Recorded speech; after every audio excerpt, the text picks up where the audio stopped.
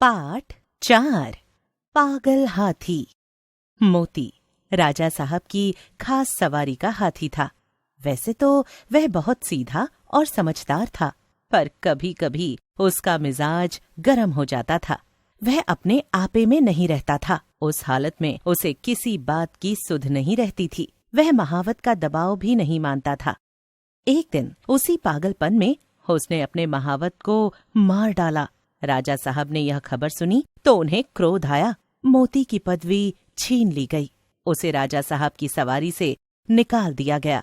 अब कुलियों की तरह उसे लकड़ियां ढोनी पड़ती। वह जब अपनी इस दशा को देखता तो दुखी होता। वह सोचता, कहाँ मैं राजा का सबसे प्यारा हाथी था और कहाँ आज मामूली मजदूर हूँ। यह सोचकर वह जोर जोर से चिंघाड़ता और उछलता। आखिर एक दिन उसे इतना जोश आया कि उसने लोहे की जंजीर तोड़ दी और जंगल की ओर भागा। थोड़ी ही दूरी पर एक नदी थी। मोती पहले उस नदी में जाकर खूब नहाया, तब वहां से जंगल की ओर चला। इधर राजा साहब के आदमी उसे पकड़ने के लिए दौड़े, पर मारे डर के कोई उसके पास न जा सका। जंगल में पहुंचकर मोती अपने पुराने साथियों को ढूंढने लगा, पर जंगल के हाथियों ने जब उसके गले में रस्सी और पांव में टूटी जंजीरें देखी तो मुंह फेर लिया। वह भागता हुआ वापस महल की ओर चल पड़ा। वह रास्ते में ही था कि उसने देखा राजा साहब शिकारियों के साथ घोड़े पर चले आ रहे हैं। वह फौरन एक बड़ी चट्टान की आड़ में छिप गया।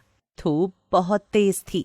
राजा साहब जरा दम लेने के लिए घोड़े से उतरे। अचानक मोती चट्टान की आड़ से निकल पड़ा और गरजता हुआ राजा साहब की ओर दौड़ा। राजा साहब घबराकर भागे और एक छोटी सी झोपड़ी में घुस गए। कुछ देर बाद मोती भी वहां पहुंच गया। उसने राजा साहब को झोपड़ी में घुसते हुए देख लिया था। पहले तो उसने अपनी सूंड से ऊपर का छप्पर गिरा दिया, फिर उसे पैरों से रौंदकर चूर चूर कर दिया। अंदर राजा साहब का डर के मारे बुरा हाल था। जान बचने की कोई आशा नहीं थी। आखिर जब कुछ न सूझा तो वह जान पर खेलकर पीछे दीवार पर चढ़ गए और दूसरी ओर कूदकर भाग निकले। महल लौटकर राजा साहब ने ढिंढोरा पिटवा दिया कि जो आदमी मोती को जिंदा पकड़कर लाएगा उसे 1000 रुपया इनाम में दिया जाएगा। कई आदमी इनाम के लालच में उसे पकड़ने जंगल में गए, मगर उनमें से एक भी वापस न लौटा। मोती के महावत का एक लड़का था। उसका नाम मुरली था। अभी वह कुल 8 वर्ष का था। इसलिए राजा साहब दया करके उसे और उसकी माँ को खाने पीने पहनने आदि के लिए कुछ खर्च दिया करते थे। मुरली था तो बालक, किंतु हिम्मत का बड़ा धनी था। वह कमर कसकर मोती को पकड़कर लाने के लिए तैयार हो गया। मुरली जंगल में जाकर एक ऊंचे पेड़ पर चढ़कर बैठ गया।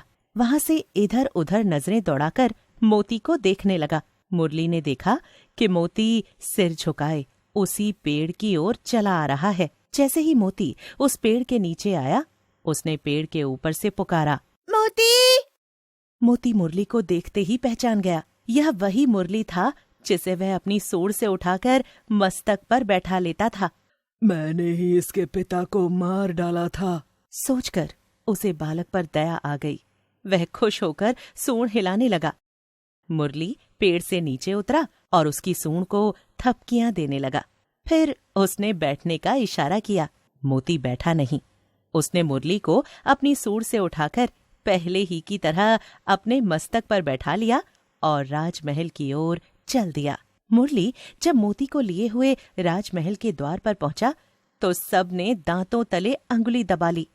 मुरली ने चिल्लाकर कहा, डरो नहीं, मोती बिल्कुल सीधा हो गया है। अब यह किसी को नहीं मारेगा।